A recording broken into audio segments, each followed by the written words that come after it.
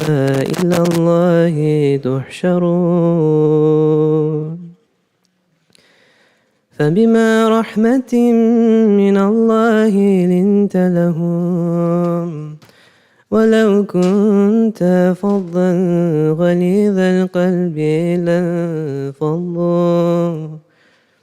لانفضوا من حولك فاعف عنهم واستغفر لهم وشاورهم في الأمر فإذا عزمت فتوكل على الله إن الله يحب المتوكلين إن ينصركم الله فلا غالب لكم وإن يخذلكم فمن ذا الذي ينصركم من بعده وعلى الله فليتوكل المؤمنون وما كان لنبي أن يغول ومن يغل يأتي بما غل يوم القيامة ثم توفى كل نفس ما كسبت وهم لا يظلمون فمن اتبع رضوان الله كمن باء بسخط من الله ومأواه جهنم وبئس المصير هم درجات عند الله والله بصير بما يعملون صدق الله العلي العظيم.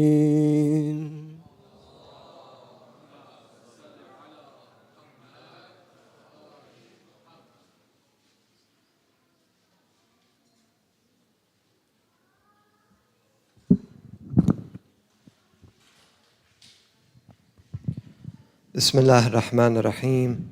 السلام عليك يا أبا عبد الله وعلى الأرواح التي حلت بفنائك عليك مني سلام الله أبدا ما بقيت وبقي الليل والنهار ولا جعله الله آخر العهد مني لزيارتكم.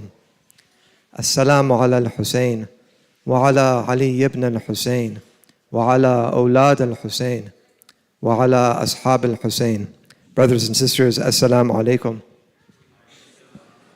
My condolences to you all on the arrival of this Ayyam, but also my congratulations as well to you. Allah has given us another year, the tawfiq of attending the majlis of Imam Hussein alayhi salam. Inshallah, we can take advantage of these nights as much as possible. A lot of effort was put by the volunteers in preparing this hall for our majlis. Just a quick reminder to please keep tidy, keep the hall clean, and do our part, doing the little things to keep the place as clean as possible for our majlis, inshallah. Also, we have a no device policy this year, where inshallah, if we see children especially going onto devices, a gentle reminder to please remind them to please, put that away. Inshallah, we can take advantage of this majlis as much as possible, inshallah. We ask that you please also move during these nights as close up to the front as possible. Inshallah, we can recite a loud salawat and move as close to the front as possible. Allah.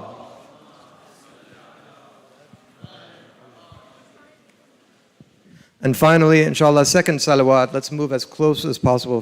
There's plenty of rugs in the front. Let's move as close as possible, especially for those coming in late. Inshallah, they can help go in the back. Another loud salawat.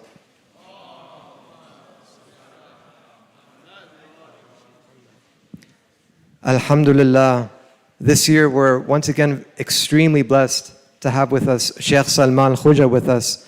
If you can please help me welcome him up with a loud salawat by Muhammad wa al Muhammad.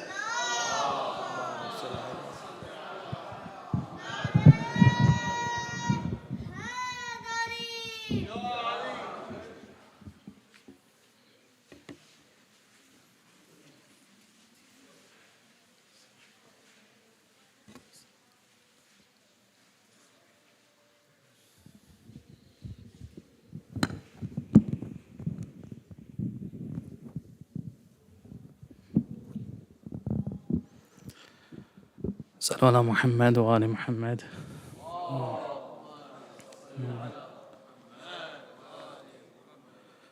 فاتحة.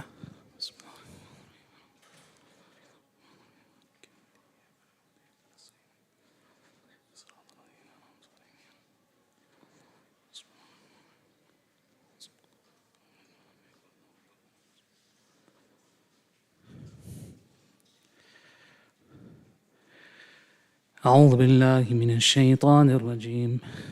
بسم الله الرحمن الرحيم. الحمد لله الذي لا يبلغ مدحته القائلون ولا يحصي نعماءه العادون ولا يؤدي حقه المجتهدون الذي لا يدركه بعد الحمم ولا يناله غوص الفطن الذي ليس لصفته حد محدود ولا نعت موجود ولا وقت معدود ولا أجل ممدود. ثم الصلاة والسلام على سيدنا ونبينا وحبيب قلوبنا أبي القاسم محمد. اللهم صل وعلى أهل بيته الطيبين الطاهرين المعصومين المنتجبين المكرمين لا سيما بقية الله في الأرضين روحي وأرواح العالمين لتراب مقدمه الفداء ولعنة الله على أعدائهم إلى قيام يوم الدين. For the hastening and the return of our Imam, please recite a salawat.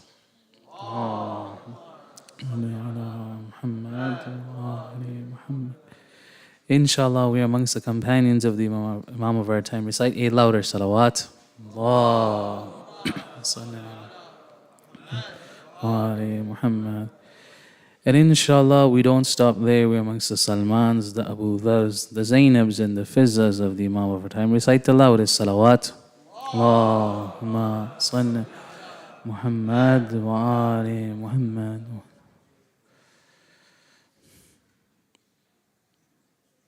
Bismillah ar-Rahman ar-Rahim.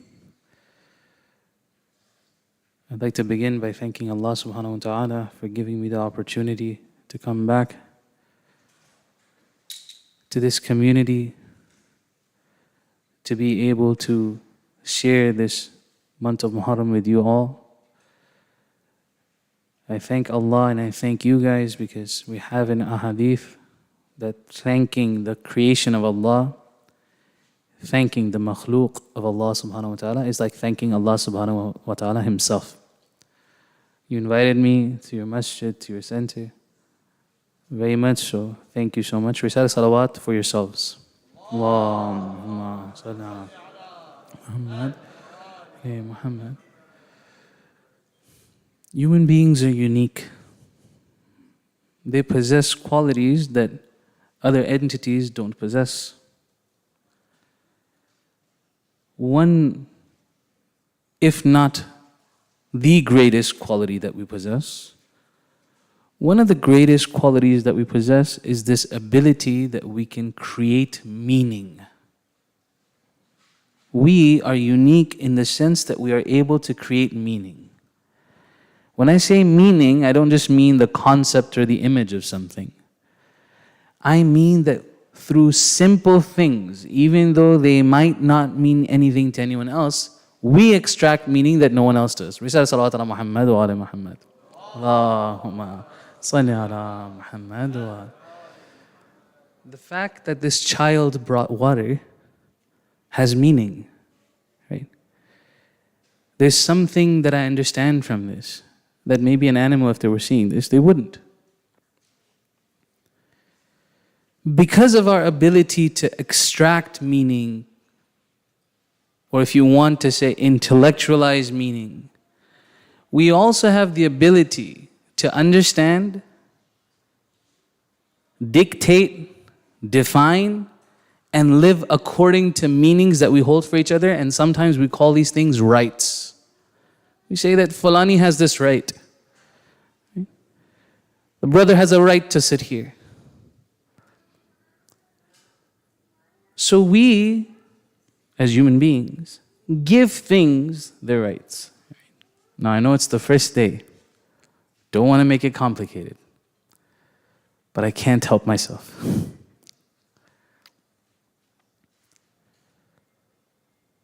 Psychologically speaking, we can give meaning to anything. Yes? From a psychological perspective, we can give meaning to anything. From henceforth, I dictate that every time I pick up this glass, it means recite a salawat. Yes? Okay? Allahumma salli ala Muhammad wa ala Muhammad. So you see that meaning could be subjective, right? We subjectively form meanings. Does that mean that there is no objective meaning to be acquired? No. There are objective meanings that we have to extract as well. Yes, we form subjective opinions, but that doesn't mean that we always form the right opinions, that we always extract the right meanings. Who tells us which meanings to extract? Who tells us what to take from certain things? Well, obviously, if I ask you that question, you would say, Allah, because I have an imam on my head and you don't. Yes, that's oversimplified. Allah tells us. All of this was to say this, right? All of this was a preface to be able to say this. That everything objectively has a certain meaning and a certain value that no one can take away from it. We can choose to deny it, we can choose not to respect it, but that doesn't mean that that meaning isn't there. The ayats of the Quran have a certain value, they have a certain meaning. Yes? They are owed a certain amount of respect.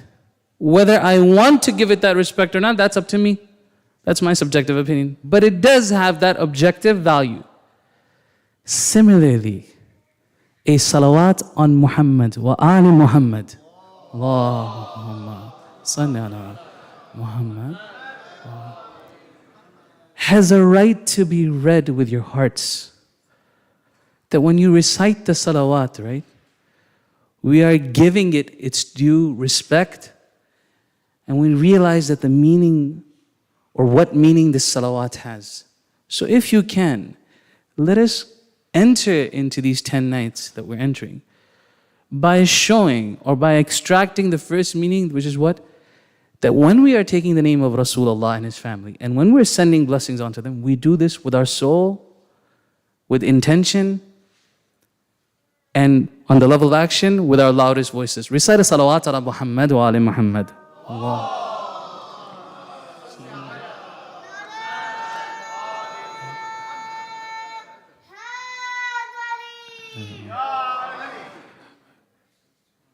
Okay, this time I'm going to ask you one more time with the brothers and the sisters. Recite salawat ala Muhammad wa ali Muhammad. Allah.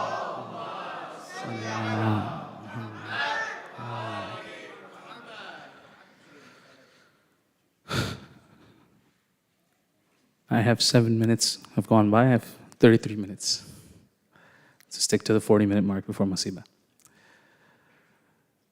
Before we begin our lecture series from tomorrow, I want to set up the stage. So if you want to understand what today is setting up the stage. Right? We're setting up the stage. There are a few things that we'll determine or we'll discuss when we're setting up the stage. Right? The place, the time, the order, the audience, the content. Right? We're about to direct a 10-day session. You want to know what we're talking about. Let's preface this discussion, right? Why is it? What is going on right now? Why is this moment important? Right? Why is this moment important? And what I'm about to say to you is something that you might have heard before. But it doesn't matter. Inna dhikra tanfa'ul mu'minin. Surely, the dhikr, the remembrance of these things is beneficial for the mu'minin. Right? So stay with me. We say another salawat ala Muhammad wa ali Muhammad. Muhammad wa ali Muhammad wa ajid. We spoke about this last year, that every moment is either a moment of ascension or decline. That our life is nothing but a collection of singular moments. No matter how much you want to live your past, you cannot live your past. You lived it one moment at a time. No matter how much you yearn to be in the future, your future will be given to you one moment at a time. And so even if you've lived 70, 80, 90 years, which I see none of the brothers over here are that old or sisters, you would still agree that you've lived nothing but a momentary life. Life has been encapsulated in one moment for you. A moment, a moment, a moment. Right? Pause what I'm saying. And that's why one of the greatest advice that one could ever be given is what?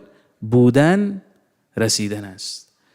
To be is to reach. Meaning that if you are the person that you need to be in this moment, that is good enough. Why? Because if you keep on doing that, you will reach where you need to reach. Parentheses closed. Going back. Every moment is a moment of ascension and a moment of decline. I'm going to quote something, and this is from Ayatollah Maliki Tabrizi. Ayatollah Maliki Tabrizi was a great scholar. He's buried in Shaykhain in Qom. He's considered an Arif. Ayatollah Khomeini, when he spoke about him, even though Ayatollah Khomeini never attended his spiritual classes, or attended very few of them, he said that I regret that I didn't attend his classes, and after his demise, he would say that you should go to his grave. He's buried in Shaykhain. Ayatollah Maliki Tabrizi has a book called Al-Muraqibat. Al-Muraqibat. This book, Al-Muraqibat, does what? It tells you what to do every month of the Islamic calendar. Right? It'll tell you Laylatul Qadr, what amal, fulan, this, that, all these things. One of the interesting things that this book does when he writes this book is that he addresses himself. Ayatollah Maliki Tabrizi addresses himself. And what he says in this is, again, Ayatollah Maliki Tabrizi is no joke, right? Ayatollah Maliki Tabrizi is a spiritual elite. Ayatollah Maliki Tabrizi, he says that every single moment is unique as well. Insofar as that whatever you could have accomplished in that moment will never be gained by any other moment. You have to accomplish it in that moment. Ramadan or Shahr Ramadan of 2022 is unique. What could have been achieved in Ramadan 2022 will not be achieved in Shahr Ramadan of 2023. No matter what you do. You might gain something else. You might unlock other doors. But that door that was meant to be unlocked in Shahr Ramadan of 2022 will not be opened. It's unique. And what we are today is what? We are a culmination of those moments. Today, if I make a decision, right? If I make a decision today, is it empty of all the other decisions that I've made before? No. They stack up, right? They culminate into the person that I am today. Right?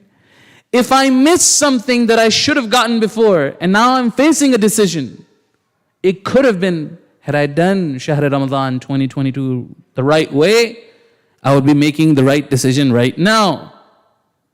But because I didn't realize, actual word, realize, not realize, realize those moments, or actualize those moments, it could be that I am suffering right now. So Ayatollah Maliki Tabrizi says this. He says that every moment is unique. Every moment is a station. It's a station on your journey towards Allah subhanahu wa ta'ala. If you're 70 years old, that's the amount of stations you have to witness Allah subhanahu wa ta'ala. That is enough for you to build yourself towards Allah subhanahu wa ta'ala. If you have an expiry date of 50 years, then every single moment in those 50 years is what? That's a station that you were supposed to actualize in your journey towards Allah subhanahu wa ta'ala. Now this is from our perspective. from the other side. Is it the case that Muharram is more unique than the other months? Is it the case that Shahr Ramadan has more of an impact than other months? Well, yes. Look, think about this, right? I'm hoping you guys think about this. Allah could have descended the Quran in any month. Yes. But He chose to reveal the Quran in which month? Shahr Ramadan. Meaning that month has significance. And if the Quran has the ability to be revealed and has the ability to come down in that month, that means what? That relationship is stronger in the month of Ramadan. That's why your relationship with the Quran is easier when? In Shahr Ramadan. That's why reciting one ayah is like what? Reciting the entire Quran. So, it's not that we decided contractually, it was a social convention. All of us got together, we're like, listen, we need to commemorate Abu Abdullah, let's do Muharram 10 days. No. The reality of Ashura, what happened on Ashura, the reality of Ashura has an impact both in the past and in the future. Its reality, it's significant, meaning that even for me today, if I want to understand and gain from Ashura, if I want to gain the ma'rifat of the Imam, which day is the day that I go to? Muharram, the day of Ashura, when that reality materialized. Yes, it was 10th of Muharram and God knows 60 something Hijri. But that doesn't mean it's gone. How is this relevant to us? It's relevant to us because of this, right? I started off with this and I wanted to say this, right? If I were to ask myself, what difference did Muharram 2022 make in me? What can I say? If I were to say, yes, I went to all the majalises. I went to the Arabic one 3 days, and the Farsi one 3 days, and the Urdu one 3 days, and the English one, the guy spoke for too long, maybe 2 days. I did all 10. Then I did the Julus too. Then on the night of the Ashura, I went to the 40 house-like track. Bing, bing, bing, bing, bing, bing. I did all 40 majalises. I did all that. Check. Yeah?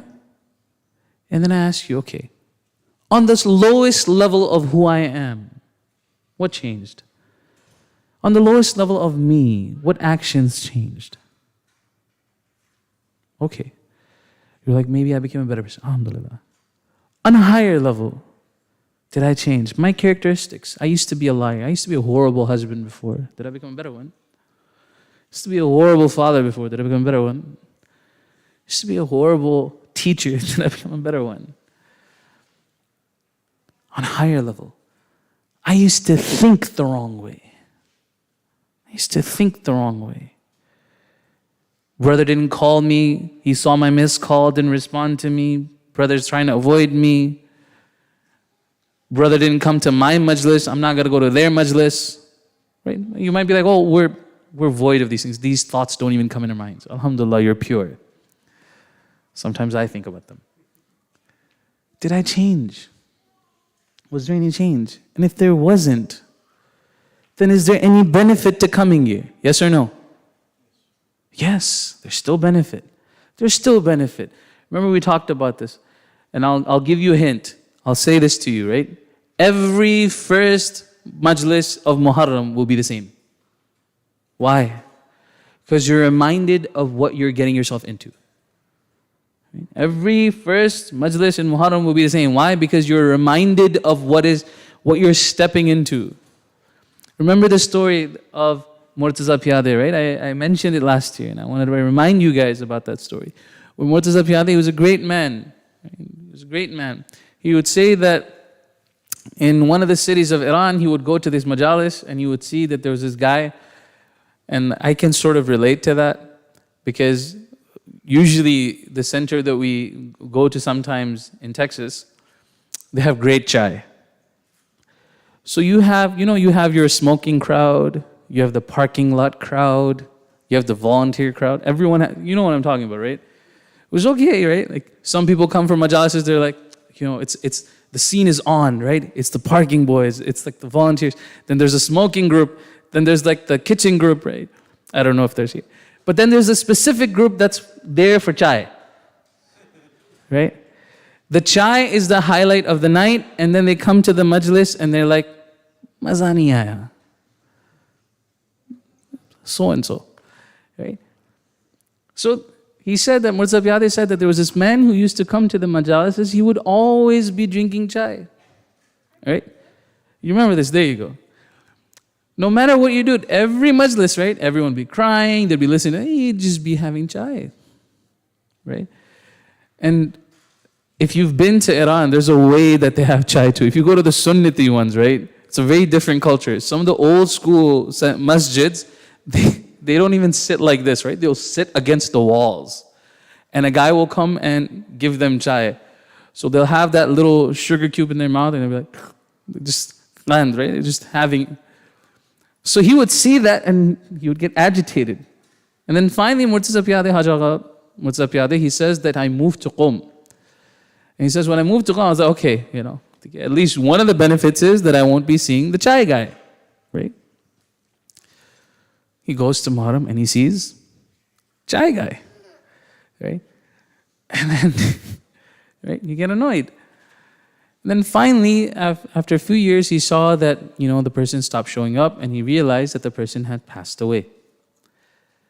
And after a while, he saw in his dream that this person was in a beautiful garden, he was sitting in a beautiful place, he was enjoying it. And then he came to him and he's like, what's going on? What are you up to? He's like, I'm just enjoying this garden in heaven. And see, sometimes in dreams, the reason why you can't control yourself is because dreams are closer to reality than this one. You can lie here. Sometimes in dreams, you can't lie. Why? Because you reveal who you are. That's why they say your nighttime reflects your daytime. If you're a horrible person daytime, your nighttime is horrible as well. So he just blurts out, Mirza Pyade, he says what? He's like, yeah, but you just used to drink chai. You're the chai guy. How'd you end up with this? And then, Allah subhanahu wa ta'ala, the way He is, right? He does this. He is able to give us our truth. And He likes to give it to us sometimes in a way that we would least want to, we would never want to accept it from them, but He gives it to us from them. He says, yeah, I was drinking chai. I could have drank chai anywhere else, but I decided to drink chai here with Imam Hussein. With Imam Hussein. Now, you might ask, Sheikh Salman, you're contradicting. You just said that we should change and now you're saying there is a benefit. Yes, look, there is a benefit, but it very much tells us of our mindset. Am I here to take from the Imam or am I here to give? What is my mindset when I come here? Am I here to just, debit sawab, sawab, sawab, sawab, and then go? Or am I here to extract meaning? تبارك الذي بيده الملك الذي خلق الموت والحياة لِيَبْلُوَكُمْ أَيُّكُمْ أَحْسَنُ عَمَلًا.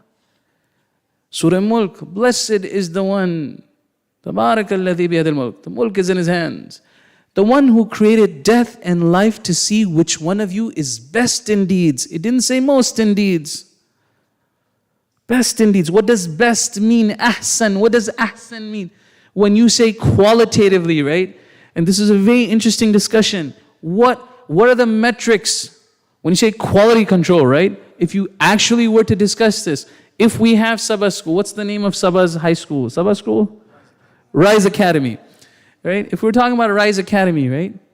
And again, I don't know anything about Rise Academy, so it's just an example. Don't go home and talk about Rise Academy and said Sheikh Salman said XYZ. If you want to assess Rise Academy, are you going to tell me that we had 200 students, 25 of them graduated, da-da-da, da-da-da, da-da-da? Okay, yes, these are quantitative numbers. These are good. But if you're telling me, if I ask you, what is the purpose of an Islamic school, what would you say?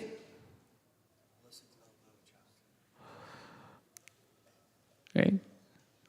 What would you say? And then if I were to ask you, if I want to judge that if the school is successful or not, I would need metrics to see if those kids are quote unquote successful or not. Yes? And what does success mean here? What does it mean here? I want to see the quality of that child, right? Yeah, he could have gone to he could have gotten a 4.0 somewhere else too. Right? He could have gone to an all-white school and done better over there too. California. Right? So,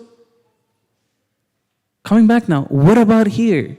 When we're talking about religion, when we're talking about deen, what am I trying to do here? What is my purpose? I'm coming to these majalis, why? Because mom and dad are coming here. Okay, that's one thing. 2, it's a habit. I'm supposed to come here. It's like what? I don't even know what day it is. Is it Tuesday today? Yeah, okay.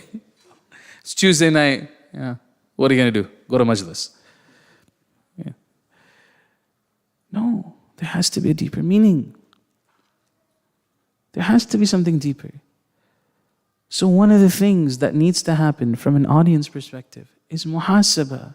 There needs to be a self-accountability of what happened last year and what was lost and what was gained.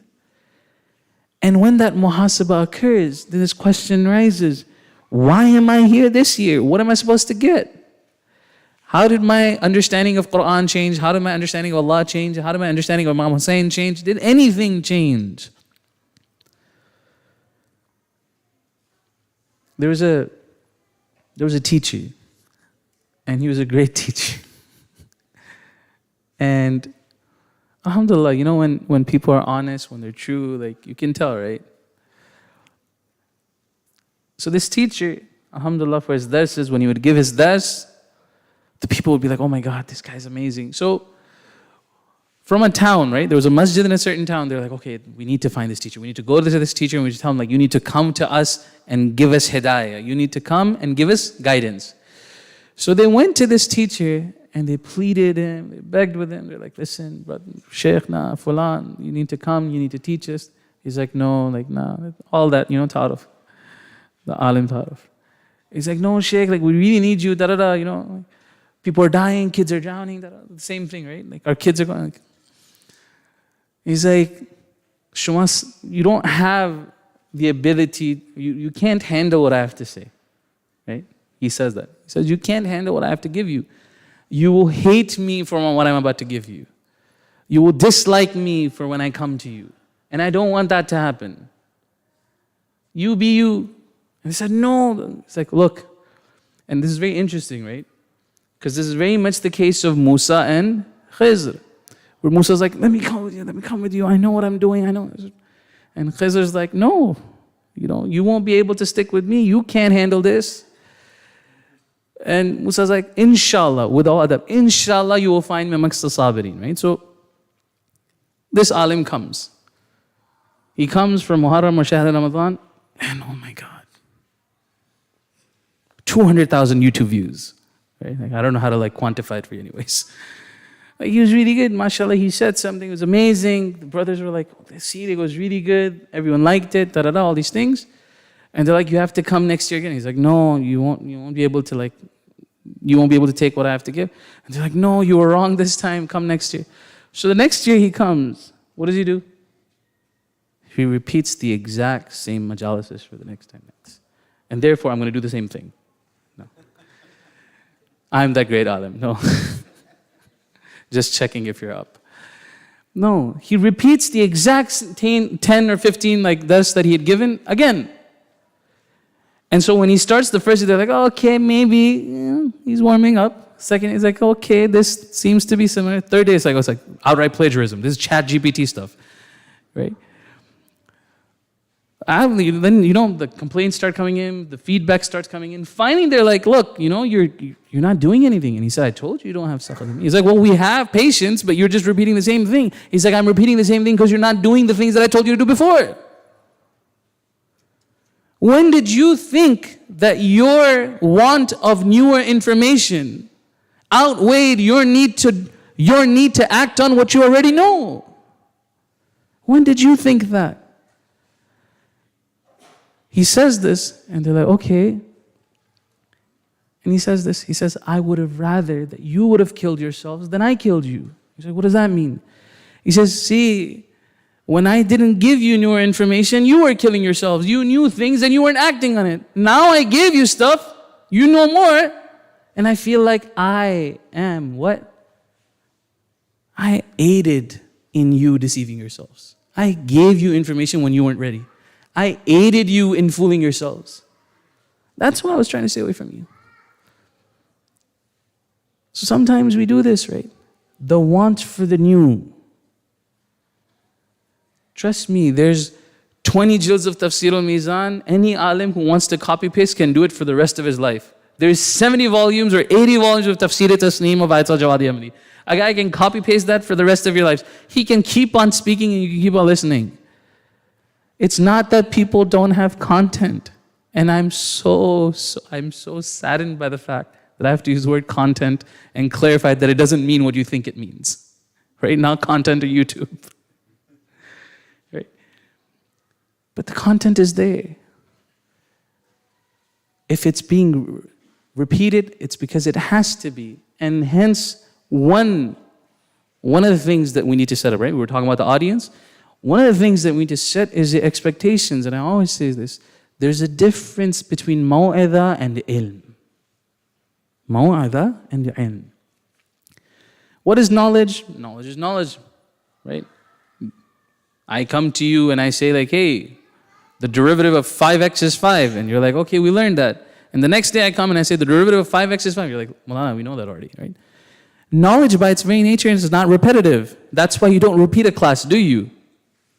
Unless you're special like me, right? You don't repeat a class. Why? Because you've learned what you've learned and you move on. You don't repeat knowledge. But maw'idha, warnings, giving advice, caution, these things are repeated constantly. Yes, you're here to learn as well, but the majalises of Abu Abdullah have maw'idha in them. You will hear things repeated. That will happen. So that's one thing as well. Expectations, right? Don't think that you will always get newer things. Not because there's a lot more things to share, but it might be more harmful than good. Recite salawat ala Muhammad wa ala Muhammad.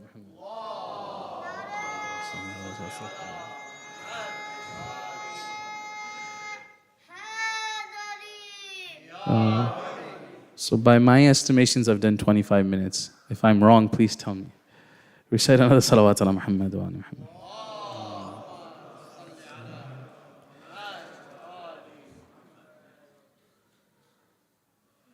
Okay. The place.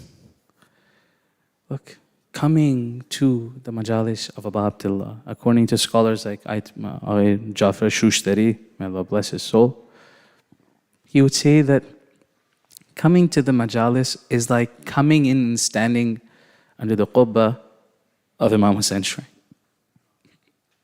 That this place right now, technically, is like sitting under the dome of the shrine of Abu Abdullah. Now you might think that that seems like a very desi exaggeration. But it's not. I can sit here and explain as to why. I'm just going to give one hadith to give sort of like you think on this hadith. It's a famous hadith, right? And actually I'll give the other one. The one about Imam Ali I'd given before. They say that Rasulullah sallallahu alaihi wasallam,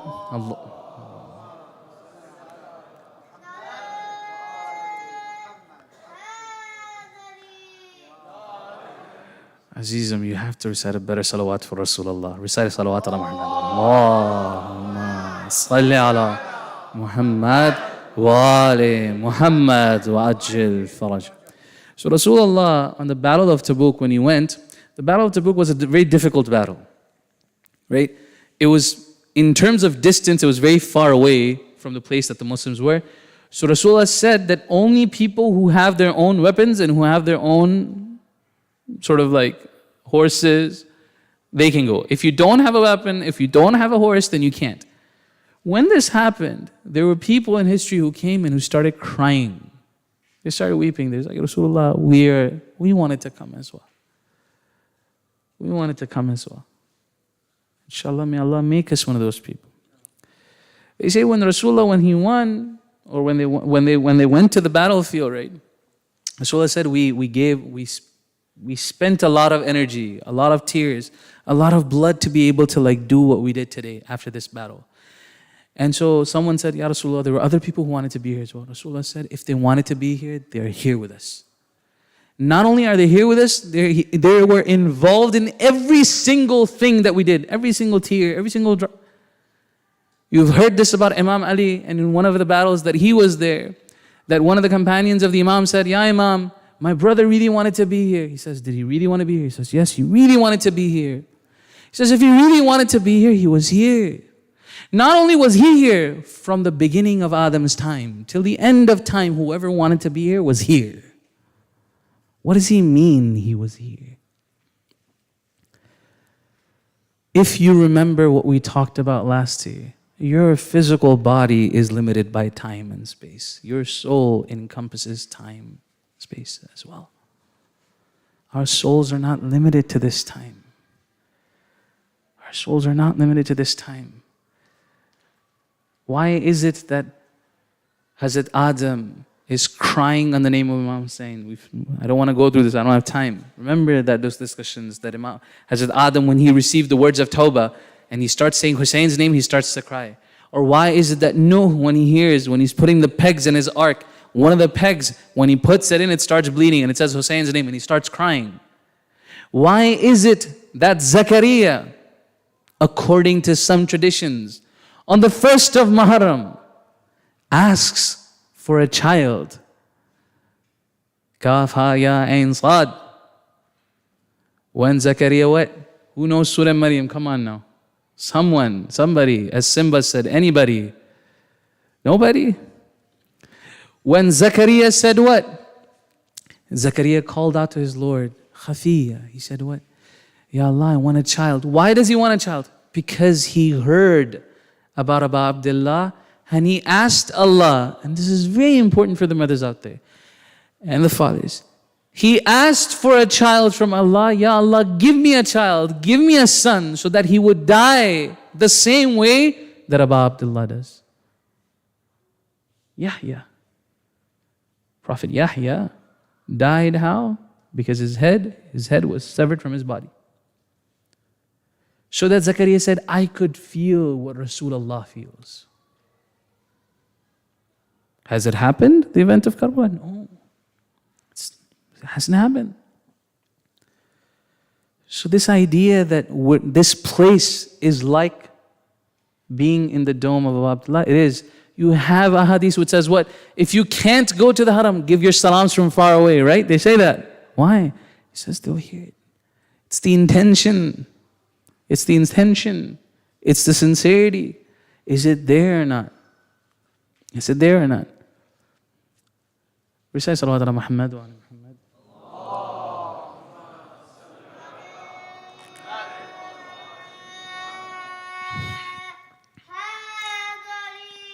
Yeah. Please recite another salawat.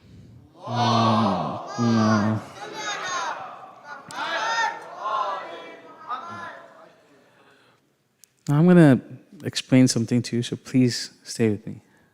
Who is the speaker for this Muharram in English? Sheikh Salman. Who's the audience? Who's the audience? No. In order for this to work, and what I'm saying right now is out of necessity. So please, this is not like it's not like a trick. In order for this to work, the speaker has to be me, and the audience also has to be me. I have to address myself first. I can't address you without addressing myself. I have to hold myself accountable first.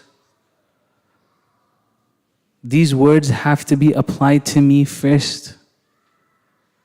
That's very difficult. It's a very difficult thing. I'm telling you, it's almost impossible. I'm not masum. It's almost impossible to do. But I would like you to know that don't think that I'm speaking to you. If you see that at certain points I am being emotional or being passionate, don't think I'm getting angry at you. Understand that my anger is directed at me. Don't understand it the wrong way. You are here for a self-reflection. Look, your body's here, right? Your body has a ruh.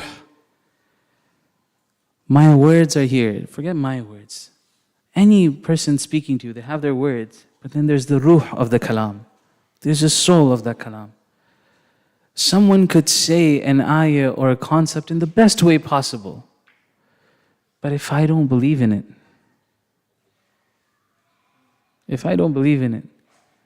it's very rarely the case that it's going to enter into your hearts.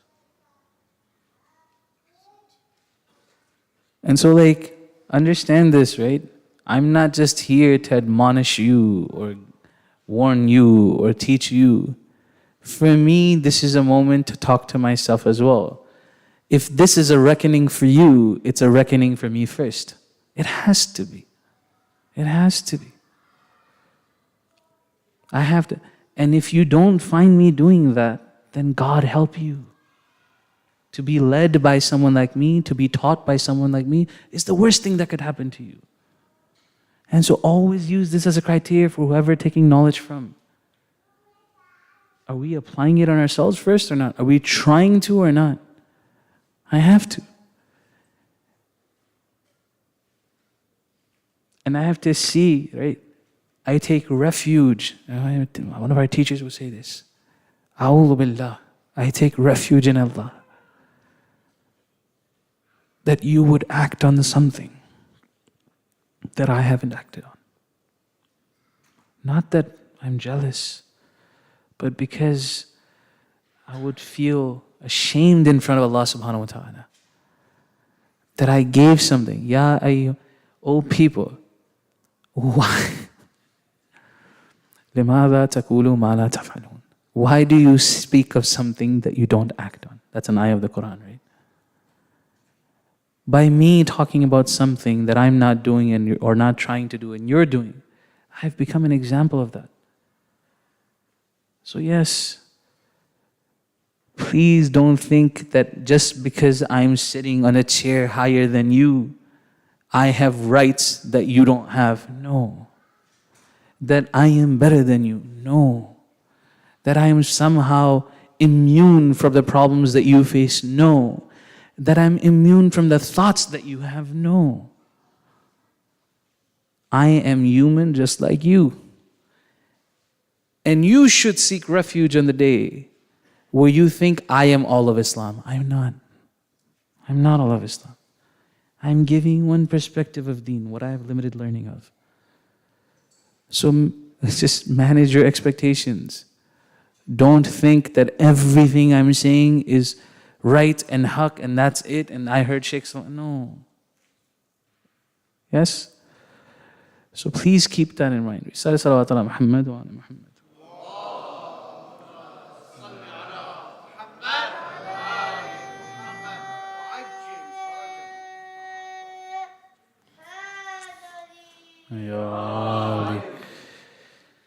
And you should know that though my actions might not reflect this sometimes, right? It's very much possible that you saw this last year or this year you might see this. That there's a hadith from Imam Sadiq where he says, he's listing the merits of the Kaaba. He's talking about how the Kaaba is fulan and the Kaaba is fulan and the Kaaba is fulan. And then he says, do you know that the haqq of a mu'min and the right of a mu'min is afdal and more important than the Kaaba? Meaning that if I'm sitting here and in my eyes, at some point I'm like, yeah, they're down there and I'm up here. lost the plot. I'm sharing this with you, right? I'm letting you into my mind so that you realize that that applies to you too. The guy sitting next to you, the sister sitting next to you. At no point can you and I just say that, oh, I'm better than them. No. No. We're not. There's a hadith by Imam al-Sadiq where he's talking about, it's a very interesting hadith where the Imam's talking about, do you think that you could understand what we are? The Imam's talking about their level, right? And he's saying, do you think that you can even exaggerate or do ghulu of us? You don't even know what level we're at, right? The Imam is sort of like explaining to one of the ashab that you are incapable of exaggerating our status because you're not there yet. We're beyond what you're thinking. And then the Imam does a mic drop moment, right? He's like, you can't even define the merits of a mu'min, let alone the Imam. If you were to know what a mu'min is, you wouldn't be able to exaggerate what a mu'min is. You have this, al-mu'minu yanzuru bi nur Allah, right? A mu'min sees through the light of Allah subhanahu wa ta'ala. Like, oh, all those things. Why do you hold value in my eyes? As Brother Mahdi, each. As Brother Mahdi, who is a follower of the Ahlul Bayt and connected to Allah, everything. More than the Kaaba. Your values are assigned in my eyes based on your relationship with Allah. And mine should be based on that as well. Yes? Now, I don't want to take more of your time. Just wanted to end and use this as a way to enter the musibah. They say that when Prophet Ibrahim, he made the Kaaba, Allah subhanahu wa ta'ala told him, Ibrahim, adhin, proclaim Hajj unto people. Call people towards Hajj. And Ibrahim said, Ya Allah, I don't have a microphone, there's no YouTube. How do you want me to proclaim? Allah says, on you is the proclamation, on us is the balag. We will propagate it. Don't worry, Ibrahim, just do your part. They say that Ibrahim called people out. And when he did, the hadith says that every person who answered that call went to Hajj. Every person who ever responded to that call, even in the loins, right? It says even in the future. Whoever responded to the call of Ibrahim was someone who went to Hajj.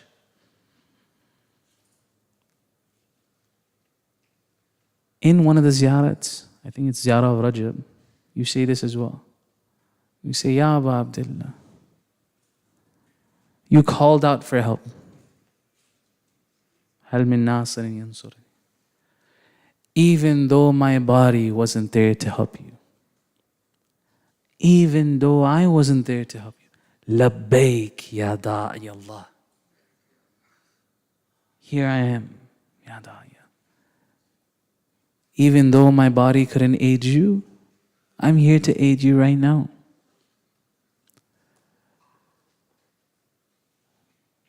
I just want to say this. When you're entering into these 10 days, right? Please personalize this. Please try to personalize this. Look at what Prophet Ibrahim is doing. Use Ibrahim's example, right? Even when I just went to Hajj right now, right? They say even doing tawassul to Prophet Ibrahim during Hajj. He helps you during Hajj. What did Prophet Ibrahim do? Prophet Ibrahim was asked by Allah subhanahu wa ta'ala. He says, Ya Ibrahim, do you like yourself more or do you like Rasulullah more? He says, I love Rasulullah more than myself. He says, Ibrahim, is your son more beloved to you or is the grandson of Rasulullah more beloved to you? Now, understand, Ibrahim didn't have a son for 100 years. His wife Sarah was asking. Then finally Hajra gave him Ismail. And then he was asked to leave her and him in the desert. He says, is your son more beloved to you or the grandson of Rasulullah? Ibrahim, no ta'aruf, says what? The grandson of Rasulullah is more beloved to me than my own son Ismail. He says, would you rather that the grandson of Rasulullah be killed by enemies who call themselves Muslims? Or would you rather you kill your own son? He says, I would rather slaughter my own child than have what? the grandson of Rasulullah, be slaughtered. What is happening here? What is Allah doing with Ibrahim? Why is Allah linking His actions with Imam Husayn's? Why is the test and the bala? وَإِذَا ابْتَلَى Ibrahim, when Ibrahim was tested by his Lord. Why is Ibrahim's test being connected to Imam Husayn? When we're coming here and we hear these, and for the youth, maybe you've seen this, right? Sometimes you see on the day of Ashura, people have dirt on their faces, or they're crying and they're weeping and wailing, and you hear this, Bi-abi anta, may my father be sacrificed, may my mother be sacrificed. That really is the case for some blessed people. In their minds, they would rather lose their own parents than to lose Imam Hussein. And so the question that we, when you and I are sitting here, that we should actually ask ourselves, that when I do hear about Ali and al-Asghar, and if you have a nephew, or if you ever held a 6-month-old child, that if the Imam came and he said, you give your child instead of mine,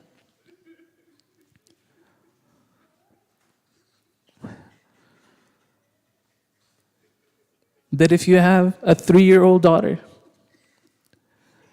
and I have a 3-year-old daughter, you have a 3-year-old daughter, and if you have nieces, and if you've seen them come to you,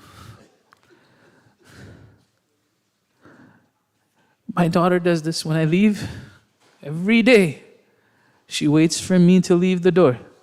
And when I leave the door, she'll ask for me to come back in. And I'll say, why? She says, I forgot to say Khudafiz. Then unlike my sons, she'll ask me to come back in, and then she'll get on the table, and then she'll say, hug me, kiss me. If the Imam were to ask me to give her instead of Sakina, maybe I won't. But now, when you're sitting and listening about Sakina, at least empathize with what he is going through. At least try to understand, put yourself in his shoes.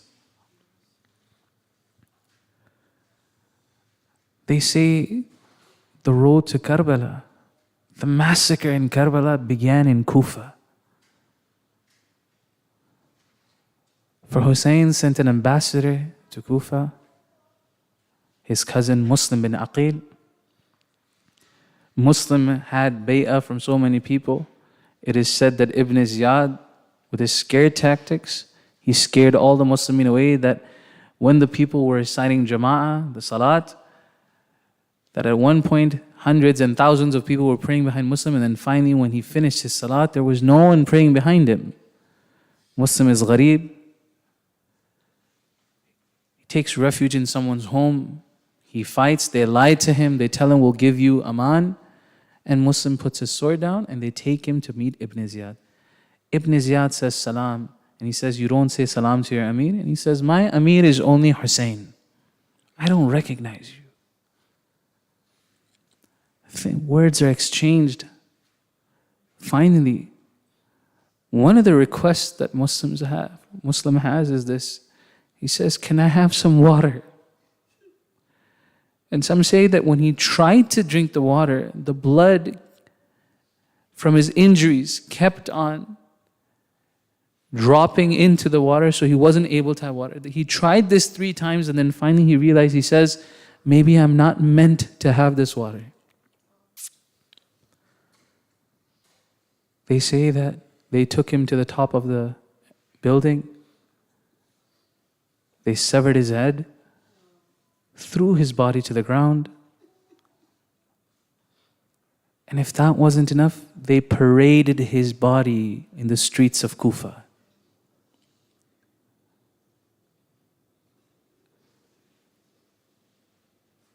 Maybe at one point Muslim thought that I'm all alone. Maybe at one point Muslim thought that what is happening to me? And I would say to Muslim, Ya Muslim, rest assured, you were loyal because your Imam didn't have water either. Muslim. You followed the sunnah of Hussein by not having water. And Muslim, if you feel bad that your body was paraded in the streets of Kufa, Muslim, know that now you understand what Zainab went through as well. That Zainab was paraded in the streets of Kufa as well. They say that when Imam Hussein found out about this, he called the daughter of Muslim and he sat her down and he started loving her. And some teachers who say this, they say that Muslim's daughter said to Imam Hussein, why are you treating me like someone would treat an orphan? And Imam told her, from now, ask anything that you want from me. You're like my daughter. Perhaps the Imam is teaching the people, this is what you do with orphans. That when a young girl loses her father, when you extend your hand, it's not to slap them on the face. Sallallahu alayka ya Aba Abdullah. Send our salams to Aba Abdullah. Everyone together. Assalamu ala al-Husayn wa ala Ali ibn al-Husayn wa ala awlad al-Husayn وعلى أصحاب الحسين. Everyone louder. السلام على الحسين وعلى علي بن الحسين وعلى أولاد الحسين وعلى أصحاب الحسين. يا الله يا الله يا الله يا رحمن يا رحيم يا مقلب القلوب ثبت قلوبنا على دينك وعلى محبة أوليائك برحمتك يا أرحم الراحمين. يا حسين يا حسين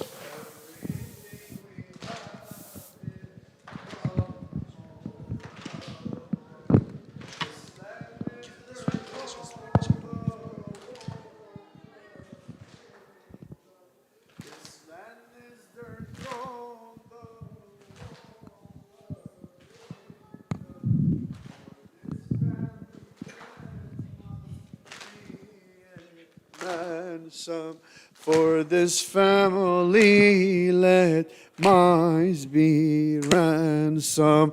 The month of immortals has come, has come. Everything we have is from Muharram. This land is their throne, the world their kingdom. For this family let my can be ransom. Now that they're here, this hand has honor. Now that they're here, this hand has honor. This place will birth their sons and daughters. This place will birth their sons and daughters. This is where we start, Bainul Haramain, for the Mahdi's cause, vengeance for Hussein. This is where we start, Bainul Haramain, for the Mahdi's cause, vengeance for Hussein. This is Karbala, this is every land, till the end of time. On our feet we stand. Everyone, this is Karbala, this is every land, till the end of time. On our feet we stand. One more time. This is Karbala, this is every land, till the end of time. On our feet we stand. Set up the tents for the real soldiers. Set up the tents for the real soldiers. Those who came to watch them will fall over. There is no middle ground on the battlefield. There is no middle ground on the battlefield. This is the path of truth, so come closer. This is the path of truth, so come closer. This caravan can fit everyone. This caravan can fit everyone. There is no limit on those who can come. There's no limit on those who can come. This is where we start. Reject every chain. Live and die freely, following Hussein. This is where we start. Bainul Haramain, for the Mahdi's cause, vengeance for Hussein. This is Karbala, this is every land, till the end of time. On our feet we stand. Everyone, this is Karbala, this is every land. Time. On our feet we stand. This is Karbala, this is every land, till the end of time. On our feet we stand. Hussein ya Hussein, Hussein ya Hussein, Hussein ya Hussein, Hussein ya Hussein, Hussein ya Hussein, Hussein ya Hussein, Hussein ya Hussein, Hussein ya Hussein. One last time. Hussein ya Hussein, Hussein ya Hussein, Hussein ya Hussein, Hussein ya Hussein. Assalamu alayka ya Rasul Allah. Assalamu alayka ya Amir al-Mu'mineen. Assalamu alayka ya Fatimah al-Zahra, سيدة نساء العالمين. السلام عليك يا حسن المجتبى. السلام عليك يا أبا عبد الله. السلام على الحسين وعلى علي بن الحسين وعلى أولاد الحسين وعلى أصحاب الحسين. One more time. السلام على الحسين وعلى علي بن الحسين. All together. وعلى أولاد الحسين وعلى أصحاب الحسين وعلى التسعة المعصومين من ذرية الحسين ورحمة الله وبركاته. السلام عليك يا صاحب الزمان السلام عليك يا خليفة الرحمن ويا شريك القرآن، الأمان الأمان من فتنة الزمان.